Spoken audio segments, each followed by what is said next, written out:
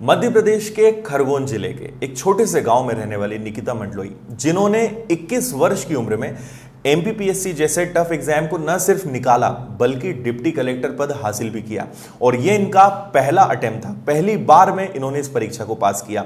इनके पिता एक छोटे से स्कूल में सरकारी टीचर हैं और ये भी बचपन से ही एक छोटे गांव में पली बड़ी हैं। इसके बावजूद इन्होंने एक जिंदगी में बड़ा लक्ष्य हासिल किया।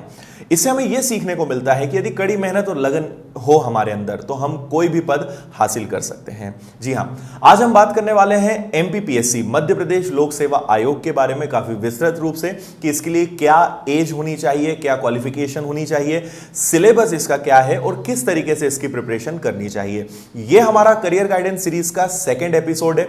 इसके पहले हमने यूपीएससी के बारे में काफी डिटेल में बात की थी। यदि आप यूपीएससी के बारे में विस्तृत रूप से जानना चाहते हैं तो उसके लिए आप हमारा फर्स्ट एपिसोड देख सकते हैं, जिसकी लिंक आपको डिस्क्रिप्शन में मिल जाएगी।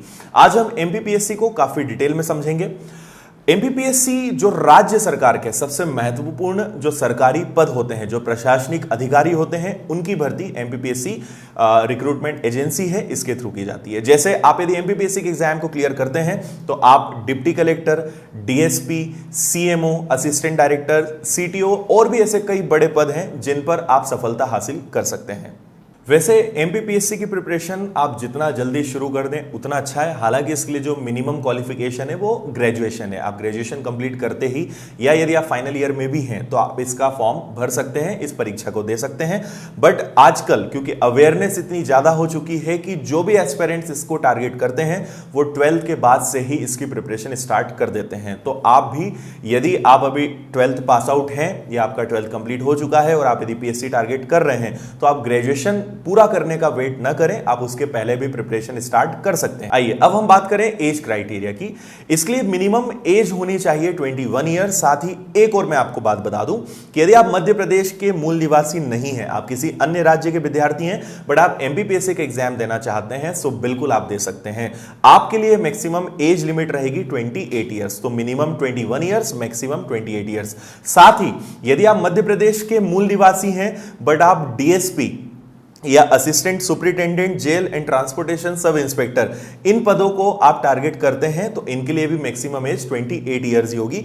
इसके अलावा आप किसी भी अदर जो पोस्ट है उसको यदि आप टारगेट करते हो तो उसके लिए आपको मैक्सिमम एज मिलेगी 40 ईयर्स। मतलब आप यदि मध्य प्रदेश के निवासी हैं तो आप 40 ईयर्स तक भी एमपीपीएससी का एग्जाम दे सकते हैं। अब सबसे महत्वपूर्ण इसका एग्जाम पैटर्न। इसका जो एग्जाम है वो 3 फेज में कंप्लीट होता है। फर्स्ट जो फेज है वो होता है प्रिलिमिनरी एग्जाम, जिसको हम प्री के नाम से जानते हैं। ये क्वालिफाई करने के बाद आपको मेंस के लिए बुलाया जाता है और मेंस क्लियर करने के बाद आपका फाइनल स्टेज होती है इंटरव्यू। अब हम सबसे पहले प्री एग्जाम के बारे में बात कर लें तो इसका जो प्री एग्जाम होता है इसमें टोटल 2 पेपर होते हैं, पेपर 1 एंड पेपर 2। पेपर 1 जो जनरल स्टडीज पर बेस्ड होता है और पेपर 2 जो जनरल एप्टीट्यूड टेस्ट जिसे हम सी सेट के नाम से भी जानते हैं। दोनों पेपर्स 100 क्वेश्चंस के होते हैं। दोनों पेपर्स के लिए आपको 2-2 घंटे का समय मिलता है और इसके लिए टोटल मार्क्स होते हैं 200। अब यहां पे महत्वपूर्ण कुछ बातें जो आपको ध्यान रखनी चाहिए। सबसे पहली बात, एमपीपीएससी के एग्जाम में नेगेटिव मार्किंग नहीं होती है। मतलब आप सारे क्वेश्चंस अटेम्प्ट कर सकते हैं, किसी भी प्रकार की नेगेटिव पेनाल्टी यहां पर नहीं होती है। दूसरी महत्वपूर्ण बात कि हर पेपर को अटेम्प्ट करना आपको जरूरी है क्योंकि यहां पे मिनिमम क्वालिफाइंग मार्क्स होते हैं। पेपर 1 पेपर 2 दोनों के लिए मिनिमम क्वालिफाइंग मार्क्स होते हैं 40%। मतलब आपको 100 में से 40% लाना कंपलसरी रहेगा। मतलब यदि 200 नंबर्स का एग्जाम है तो आपको 80 मार्क्स एनी हाउ लाने होंगे। सो 40% दोनों के लिए मिनिमम क्वालिफाइंग मार्क्स हैं। हालांकि जो हमारा पेपर 2 है वो एक मिनिमम क्वालिफाइंग पर होता है क्योंकि उसके मार्क्स मेरिट में नहीं जोड़ते। मतलब आपका मेंस का जो सिलेक्शन है वो फर्स्ट जनरल स्टडीज के पेपर पर ही डिपेंड करता है। एक और खास बात कि यदि आप एसटी, एससी या ओबीसी के कैंडिडेट हैं तो आपके लिए मिनिमम क्वालिफाइंग मार्क्स 30% रहेंगे। सो 40% अदर जनरल और अनरिजर्व कैटेगरी के लिए और 30% एसटी, एससी, ओबीसी और हैंडीकैप कैंडिडेट्स के लिए भी 30% रहता है। पेपर 1 जो जनरल स्टडीज का होता है और यह सबसे महत्वपूर्ण पेपर है क्योंकि इसी के बेस पे आपको मेंस के लिए बुलाया जाएगा। इसमें आपको क्या क्या टॉपिक पढ़ने हैं वो मैं आपको एक बार फटाफट बता देता हूं। सबसे first general science and environment, current events of national and international importance, history of India and independent India, geography, Indian polity and economy, sports, इसके अलावा polity and economy of MP मतलब मध्य प्रदेश का जो पूरा नॉलेज है वो आपको होना चाहिए, information and communication technology, SC ST act, basic of computer science, ये सारे टॉपिक्स हैं जो जनरल स्टडीज का पार्ट होंगे।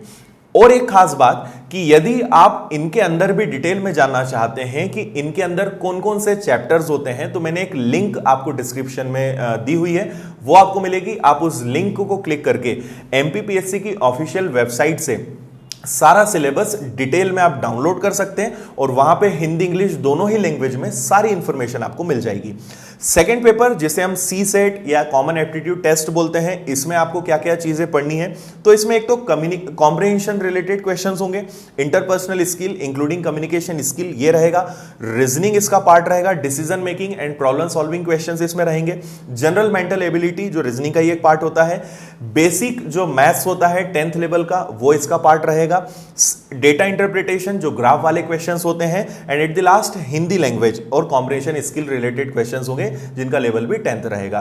तो ये पेपर 2 जो हमारा CSET है वो रहेगा। और मैं आपको फिर बता रहा हूं कि ये सिर्फ क्वालिफाइंग है, इसके मार्क्स आपके मेरिट में काउंट नहीं होंगे। मेरिट में प्री के मार्क्स वैसे भी काउंट नहीं होते हैं, प्री केवल मेंस में आपको कॉल करने के लिए ही होता है, क्योंकि फाइनल जो मेरिट लिस्ट बनती है, फाइनल सिलेक्शन आपका मेंस के मार्क्स और इंटरव्यू पे डिपेंड करते हैं। तो प्री को क्लियर करके आप केवल मेंस तक पहुंचते हैं, आगे का पूरा सिलेक्शन मेंस और इंटरव्यू पर ही डिपेंड करता है। एक और महत्वपूर्ण जानकारी, हर साल MPPSC का फॉर्म लगभग 5 से 6 लाख लोग भरते हैं और इसमें 3 से 3.5 लाख स्टूडेंट्स इसमें अपीयर होते हैं। अब एक सवाल आपके मन में शायद हो कि कितने लोगों को मेंस के लिए बुलाया जाएगा, कितने लोगों को इंटरव्यू के लिए बुलाया जाएगा। सो वैकेंसी का 15 गुना लोगों को बुलाया जाता है मेंस के लिए। सपोज यदि 100 वैकेंसी निकली है तो 1500 लोगों को प्री से सिलेक्ट किया जाएगा और उन्हें मेंस के लिए बुलाया जाएगा, और मेंस के बाद इंटरव्यू के लिए 3 गुना लोगों को बुलाया जाता है। मतलब यदि 100 वैकेंसी है तो उसका 3 टाइम्स दैट इज 300 लोगों को इंटरव्यू के लिए फाइनली बुलाया जाएगा। उसके बाद फाइनल मेरिट लिस्ट बनती है। आइए अब हम मेंस के सिलेबस पे डिस्कशन करते हैं। मेंस में टोटल 6 पेपर्स होते हैं, सारे पेपर्स आपको अटेम्प्ट करने होंगे, सारे पेपर्स आपको क्वालिफाई करने होंगे। ये जो पेपर्स होते हैं इनमें टोटल 6 पेपर्स में से जो फर्स्ट 4 पेपर्स हैं ये जनरल स्टडीज के होते हैं, 5th पेपर जो है वो हिंदी जनरल हिंदी बेस्ड होता है, और 6th पेपर हिंदी ऐसे राइटिंग होता है। अब यहां पे हर एग्जाम के लिए 3 घंटे का समय होता है, केवल 6th वाले एग्जाम को छोड़ दिया जाए तो, जो कि चार्ट आपको यहां पे दिखाई दे रहा होगा।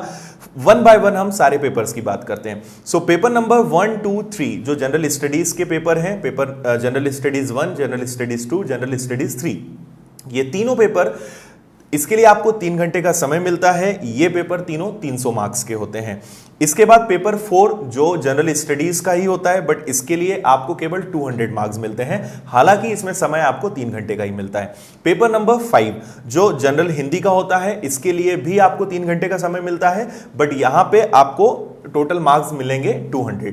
और पेपर नंबर 6 जो हिंदी ऐसे राइटिंग होता है, इसके लिए केवल आपको 2 घंटे का समय मिलता है और यहां पर टोटल मार्क्स होते हैं 100। यदि आप इन सब का टोटल करते हैं तो टोटल 1400 नंबर होते हैं, जिसके बेस पर आपकी मेरिट लिस्ट बनती है। तो इन सारे 6 पेपर्स का काफी रोल होता है। अब हम 1 बाय 1 एक ब्रीफ इनका समझ लें कि इनमें क्या क्या टॉपिक्स आपको पढ़ने होते हैं।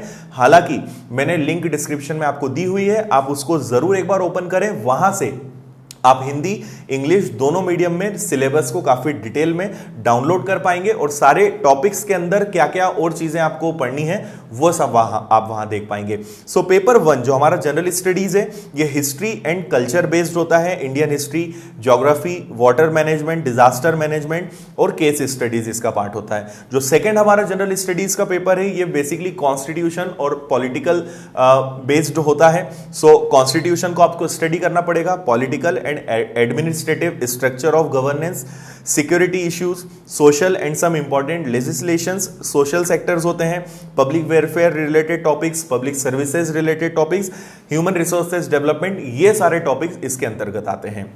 पेपर नंबर 3 जो जनरल स्टडीज का ही है, इसमें साइंस एंड टेक्नोलॉजी, साथ ही साइंस मतलब physics, chemistry, bio related questions यहां पे होंगे, रीजनिंग के क्वेश्चंस भी यहां पर आएंगे, डेटा इंटरप्रिटेशन से रिलेटेड क्वेश्चंस यहां पे होंगे, इंडियन इकोनॉमी, ये सारे टॉपिक्स और ये सब्जेक्ट्स इस पेपर 3 में होंगे। पेपर नंबर 4 जो अगेन जनरल स्टडीज का है, इसके अंदर human needs and motivation, ethics, philosophical जो क्वेश्चंस होते हैं, सोशल वर्क्स एंड रिफॉर्मर्स जो थे जितने हमारे, attitude, aptitude, emotional intelligence, corruption and lots of case studies, ये पेपर 4 में होते हैं। पेपर नंबर 5 जो जनरल हिंदी का पेपर होता है, इसमें हिंदी लैंग्वेज से रिलेटेड जो ग्रामेटिकल पार्ट है, कॉम्प्रिहेंशन जिसे हम अनसीन पैसेज के नाम से जानते हैं, एडमिनिस्ट्रेटिव वोकेबलरी बेस्ड क्वेश्चंस यहां पे होंगे, Hindi to English and English to Hindi translation related questions यहां पे होंगे, और लास्ट पेपर नंबर 6 जो पूरा एसे राइटिंग बेस्ड होगा। सो यहां पे जनरली 3 एसे होते हैं जो आपको लिखने होते हैं। ये सभी पूरे 6 पेपर्स टोटली रिटन होते हैं, मतलब आपको यहां पे पूरा लिखना होता है, यहां पे ऑब्जेक्टिव बेस्ड नहीं होता है। प्री जो ऑब्जेक्टिव बेस्ड होता है जिसमें 4 ऑप्शंस होते हैं, बट यहां पर पूरा आपको लिखना होगा। सो हिंदी इंग्लिश दोनों ऑप्शंस आपके पास होते हैं, आप कोई भी एक लैंग्वेज ऑप्ट करके सारे 6 पेपर्स को लिख सकते हैं। मेंस क्वालिफाई करने के बाद आपको कॉल किया जाता है इंटरव्यू के लिए, और इंटरव्यू के लिए टोटल मार्क्स आपको दिखाई दे रहे हैं, वो होते हैं 175। मतलब सिलेक्शन लेने के लिए टोटल हमारे पास मार्क्स होते हैं 1400 मेंस के और 175 इंटरव्यू के, मतलब 1575 मार्क्स होते हैं, जिसके बेस पर फाइनल मेरिट लिस्ट बनती है। सो ये सारी जानकारियां थी एमपीपीएससी के बारे में। यदि अभी भी आपके मन में किसी भी प्रकार का कोई डाउट है तो आप कमेंट कर सकते हैं या मुझसे कॉन्टेक्ट कर सकते हैं, मैं आपकी डेफिनेटली हेल्प करूंगा। यदि आपने अभी तक हमारे चैनल को सब्सक्राइब नहीं किया है तो सब्सक्राइब जरूर करिए, ताकि जब भी कोई नया वीडियो आएगा तो उसका नोटिफिकेशन आपको मिलेगा, क्योंकि हम एमपीपीएससी और बाकी सभी कॉम्पिटिटिव एग्जाम से रिलेटेड कई सारे इंफॉर्मेटिव और लर्निंग बेस्ड वीडियोस लाते हैं जो आपके लिए डेफिनेटली बहुत हेल्पफुल रहेंगे। और आप हमारे और भी कई सारे प्रीवियस वीडियोस देख सकते हैं जो आपकी प्रिपरेशन में काफी हेल्पफुल रहेंगे। आप मुझसे फेसबुक और इंस्टाग्राम पर भी जुड़ सकते हैं, जिसकी लिंक आपको डिस्क्रिप्शन में मिल जाएगी। सो आज के हमारे इस करियर गाइडेंस सीरीज के एपिसोड में इतना ही। नेक्स्ट एपिसोड में फिर हम कुछ नए कॉम्पिटिटिव एग्जाम्स और उनके बारे में डिटेल डिस्कशन करेंगे। सो इस वीडियो को पूरा देखने के लिए थैंक यू।